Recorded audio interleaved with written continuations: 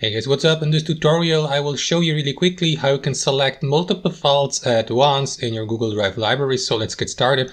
Alright guys, so to select multiple files, head over to your library on Google Drive.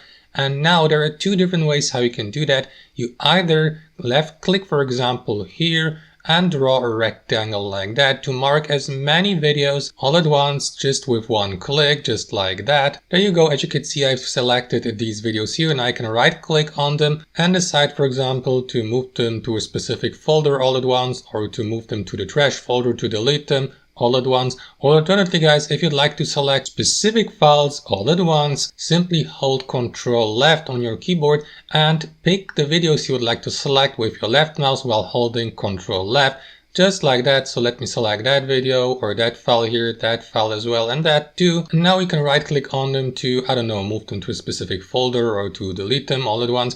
So guys, to unselect these selected videos, click on that button here, and that's basically it. Thanks for watching and have a wonderful day.